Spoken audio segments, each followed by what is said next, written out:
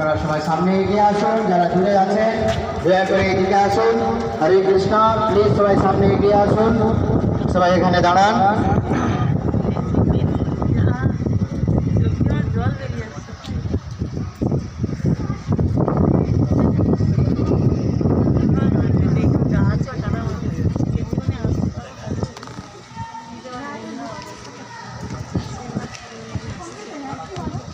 Please সবাই সামনে এগিয়ে আসুন, সবাই বলুন হরে কৃষ্ণ হরে কৃষ্ণ কৃষ্ণ কৃষ্ণ হরে হরে হরে রাম হরে রাম রাম রাম হরে হরে। জয় বলুন গৌরাঙ্গ, জয় নিত্যানন্দ, জয় জগৎগুरु শিল প্রভুপাদ কে, শ্রী শ্রী মায়াপুর নবদ্বীপ ধাম কে, এক অদ্ভুত বৈদিক তারামণ্ডল মন্দির কে, নিতাই গৌর প্রেমানন্দে হরি बोल। শ্রী শ্রী রাধা মাধবের ঝুলন যাত্রা মহোৎসব কে। আজকে প্রভুর ঝুলন যাত্রা, একটু পরেই পালকি নিয়ে বেরোবে, ওইদিকে গোশালার দিকে যাবে ঝুলন করতে ভগবান। তো আপনারা যে দেখছেন সবাইকে সুস্বাগতম এই নতুন মন্দির দর্শন করতে আসার জন্য। বাইরের থেকে যে তিনটে চূড়া দেখতে পাওয়া যায়, পূর্ব দিকে আমরা দেখে এলাম নৃসিংহ ভগবানের মন্দির, যেখানে আমরা দাঁড়িয়ে রয়েছে এটা হচ্ছে মেন মন্দির। পশ্চিম দিকে আরেকটি ডোম রয়েছে ভজন কুটিরের দিকে, ওখানে থিয়েটার ডোম তৈরি হবে, থিয়েটারের মাধ্যমে সমস্ত সৃষ্টি তত্ত্ব দেখানো হবে পশ্চিম দিকে। এই মেন মন্দিরের ভেতরে দেখুন তিনটি সিংহাসন, বাঁদিক থেকে যে প্রথম সিংহাসন দেখছেন লেফট সাইড, ওখানে গুরু পরম্পরা বৈষ্ণব আচার্যগণকে স্থাপনা করা হবে, ষোড়শ গোস্বামীগণ। মাঝখানে থাকবে মহাপ্রভু পঞ্চতত্ত্ব ভগবান, ডান দিকে রাইট সাইডে থাকবে শ্রী শ্রী রাধা মাধব অষ্টসখী, রাধা মাধব অষ্টসখী। নতুন করে কোনো ভগবানের বিগ্রহ প্রতিষ্ঠা হবে না, পুরনো মন্দির থেকে ঠাকুরজি নতুন মন্দিরে শিফট হয়ে যাবেন। চেষ্টা চলছে 2026 সালে জানুয়ারির দিকে ওপেনিং হবে, ওই ঠাকুরজি এখানে চলে আসবেন।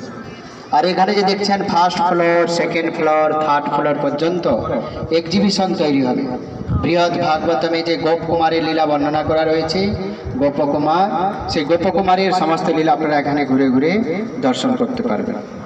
উপরের দিকে তাকান, মাঝখান থেকে দেখুন একটি রশ্মি নেমে আসছে মিডিল থেকে, ওখান থেকে একটি স্যান্ডেলিয়ার ঝোলানো থাকবে, আর এক একটা ব্রহ্মাণ্ড এইভাবে ঘুরতে থাকবে।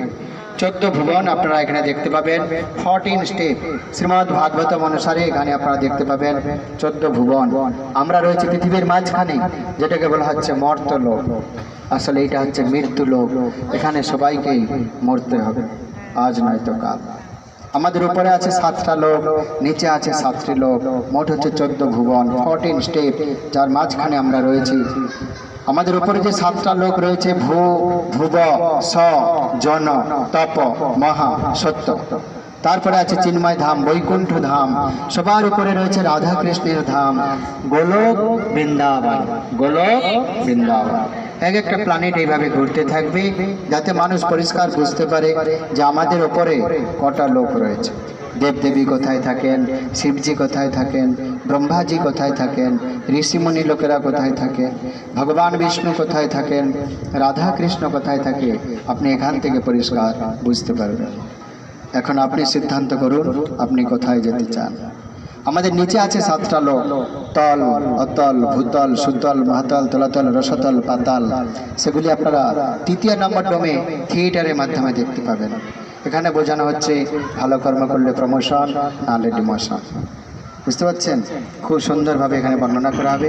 সেই জন্য এই মন্দিরের নাম দেওয়া হয়েছে TOVP, টেম্পল অফ বৈদিক প্ল্যানেটোরিয়াম, এক অদ্ভুত বৈদিক তারামণ্ডল মন্দির। যারা দেবদেবীর আরাধনা করছেন কোথায় যাবেন? স্বর্গলোক। শিবজির ভক্ত শিবলোক, ব্রহ্মাজির ভক্ত ব্রহ্মলোক, ঋষিমুনির ভক্ত ঋষিমুনির লোক, ভগবান বিষ্ণুর ভক্ত বৈকুণ্ঠে যাবেন, রাধা কৃষ্ণের ভক্ত ব্যাক টু গড হেড গোলক বৃন্দাবন, যেখানে গেলে আর এই দুঃখালয় সংসারে ফিরে আসতে হবে না।